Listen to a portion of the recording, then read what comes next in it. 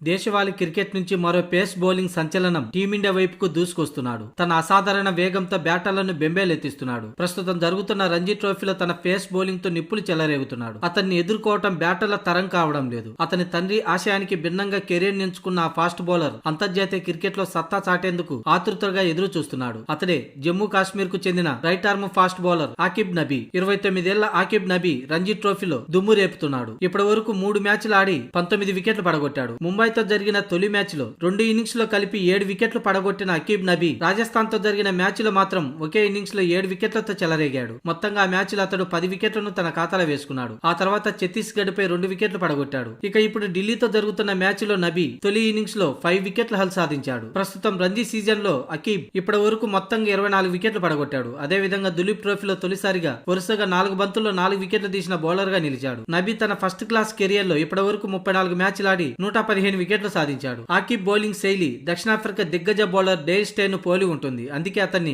Baramulla Dale stain అని పిలుస్తుంటారు. అద్భుతమైన పేస్ తో పాటు బంతిని 2 వైపులా స్వింగ్ చేసే సత్తా ఆకిబ్ కు ఉంది. అయితే జమ్మూలోని బారాముల్లాకు చెందిన ఆకిబ్ ను తన తండ్రి డాక్టర్ చేయాలని ఆశించాడు. కానీ ఆకిబ్ కు మాత్రం క్రికెట్ ను కెరియర్ గా ఎంచుకున్నాడు. అతడు తన అద్భుత ప్రదర్శనతో భారత సెలెక్టర్ల దృష్టిలో పడినట్లు తెలుస్తుంది. నబీ ఇదే జోరును కొనసాగిస్తే త్వరలోనే భారత జట్టులోకి వచ్చే అవకాశం ఉంది. కాగా జమ్మూకు చెందిన మరో స్పీడ్ స్టార్ ఉమ్రాన్ మాలిక్ ఇప్పటికే భారత జట్టులోకి ఎంట్రీ ఇచ్చిన సంగతి తెలిసింది. అయితే గాయాల కారణంగా అతడు ఎక్కువ కాలం పాటు జాతీయ జట్టుకు ఆడలేకపోయాడు.